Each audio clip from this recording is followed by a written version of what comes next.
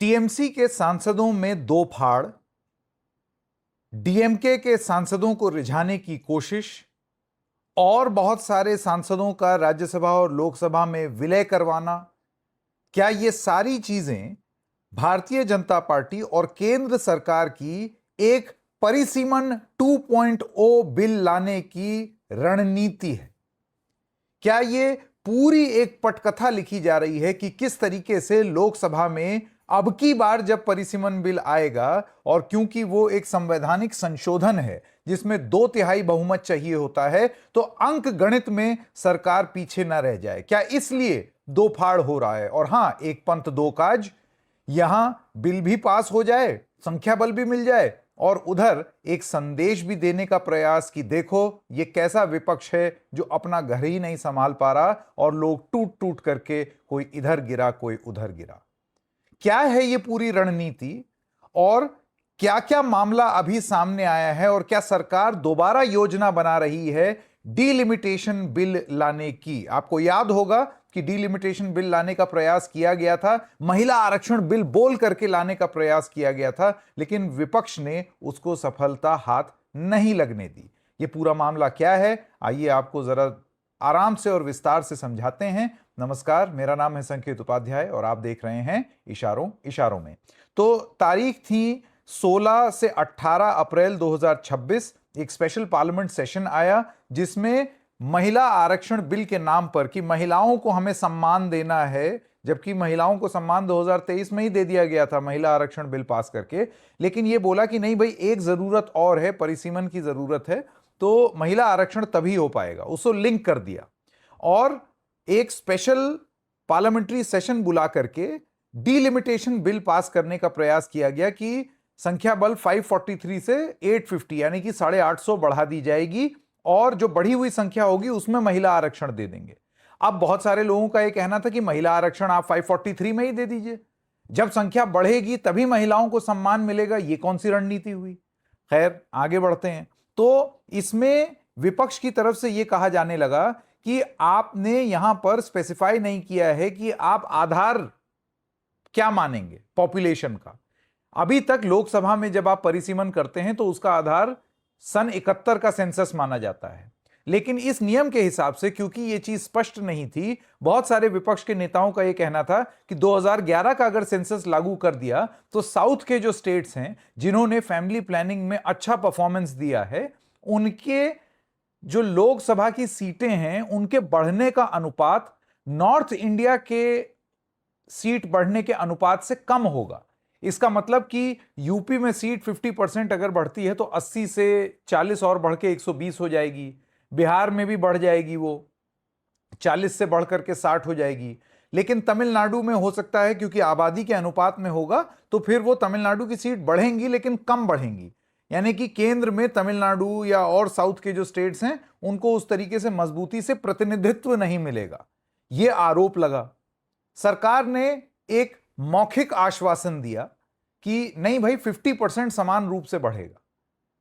इस पर भी विपक्ष का यह कहना था कि अव्वल तो यह मौखिक है, दूसरी बात 50% अगर आप लागू करेंगे तो नॉर्थ का 50% अनुपातिक प्रतिनिधित्व में ज्यादा होगा, साउथ में तो वो कम होगा, तो आप आधार सन 71 का ही सेंसस मानिए, ये 2011 के सेंसस को मत मानिए। खैर, इन सब चीजों के चलते हुए वो बिल पास नहीं हो पाया, उसको विपक्ष की एक जीत बताई गई और विपक्ष ने 2/3 बहुमत क्योंकि लोकसभा में नहीं जुटा पाई सरकार, तो विपक्ष ने एकजुट होकर के उसको पास नहीं होने दिया। सरकार ने तुरंत उसको पलट के बोला देखो महिलाओं को सम्मान नहीं देना चाहते, बिल डिलिमिटेशन का है, परिसीमन का, महिला सम्मान से उसको जोड़ दिया। अब सरकार की तरफ से एक चीज शुरू हुई है जो चीन जो रणनीति भारत के लिए इस्तेमाल करता है, और इसको कहा जाता है सलामी स्लाइसिंग। सलामी स्लाइसिंग क्या हुई? आप सपोज ये सलामी है, उसमें आप चाकू लेकर के एक स्लाइस उसकी थोड़ी सी काट देते हैं, तो क्योंकि थोड़ा सा ही कटता है तो आपको लगता है चलो बाकी पूरी सलामी तो है, लेकिन रोज थोड़ा थोड़ा अगर कटते रहेगा तो सलामी कट के इतनी सी हो जाएगी। इसको सलामी स्लाइसिंग कहा जाता है। जो नॉनवेज के शौकीन हैं वो शायद इस बात को समझेंगे, बाकी जो लोग नहीं हैं आप ऐसे समझिए कि रोज आपके गुल्लक में से कोई 1-1 रुपया चुरा ले, या ले जाए। तो एक दिन ऐसा आएगा जब एक भी रुपया नहीं बचेगा गुल्लक में। तो क्या विपक्ष के साथ सरकार यही कर रही है कि इधर से तोड़ो, उधर से तोड़ो, इधर इनको विलय करवा लो, उधर उनका एक गुट बनवा करके अपने में मिला लो, और ये सारी चीजें इस परिसीमन बिल को हार जाने के बाद और ज्यादा सक्रिय हो गई।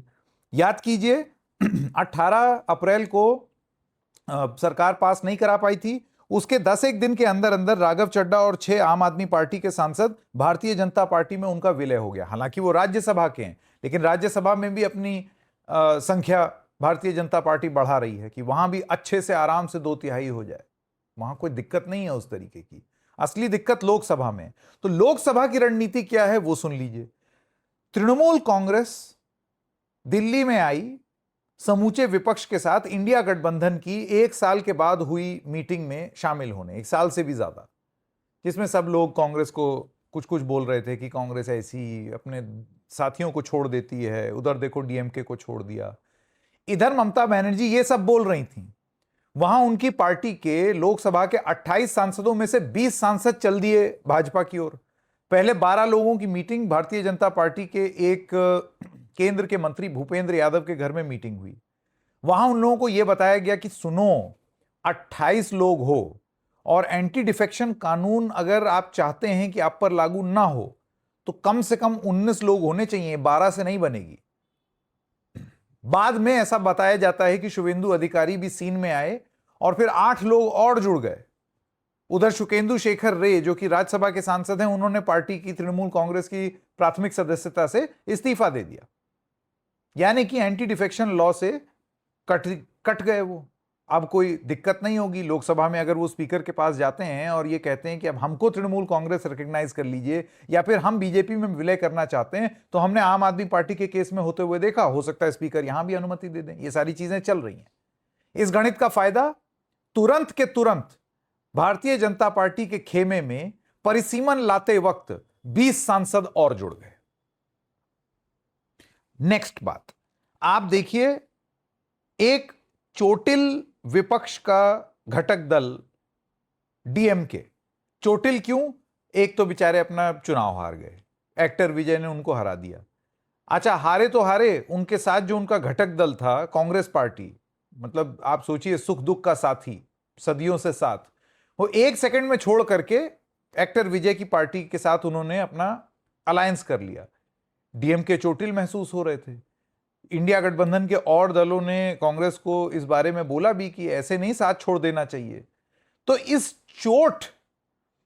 चोटिल स्वभाव का फायदा उठाने की रणनीति क्या बीजेपी की तरफ से हो रही है? इंडियन एक्सप्रेस अखबार के एक आर्टिकल के हिसाब से एक प्रयास किया जा रहा है कि डीएमके को यह बोला जाए कि अब की जो परिसीमन बिल लाएंगे उसमें आपकी एक शर्त मान लेंगे, 1971 के हिसाब से सेंसस करेंगे, 2011 के हिसाब से नहीं करेंगे।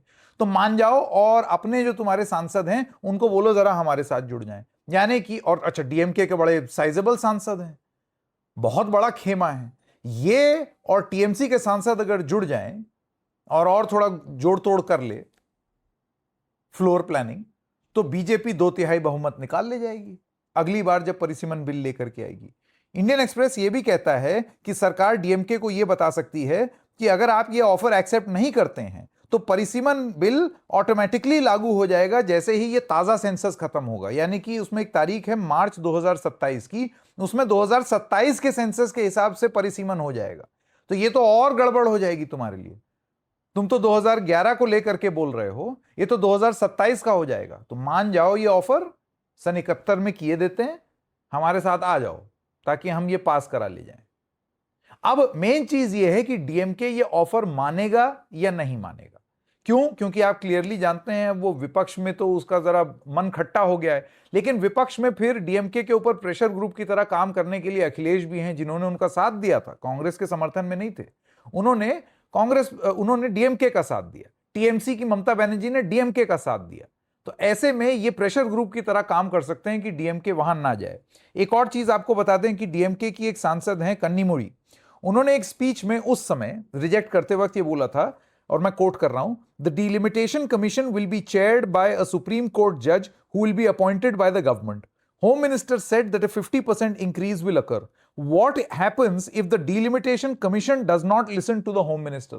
आप कह रहे हैं 50-50% डिवाइड होगा, आपका वो जो सुप्रीम कोर्ट का जज है वो अगर मना कर दे तो फिर तो आप हाथ खड़ा कर देंगे, आप बोल देंगे देखिए हम तो चाहते थे देना, वो जज साहब अब जुडिशरी के सामने हमारी क्या बिसात, फिर हम कहां जाएंगे, फिर हम कहां इंसाफ की लड़ाई लड़ेंगे?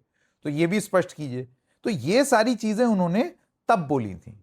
आज क्या बोलेंगी कन्नीमुड़ी, क्योंकि आप जानते हैं डीएमके का कांग्रेस के साथ और विपक्ष के साथ थोड़ा सा अनबन चल रही है।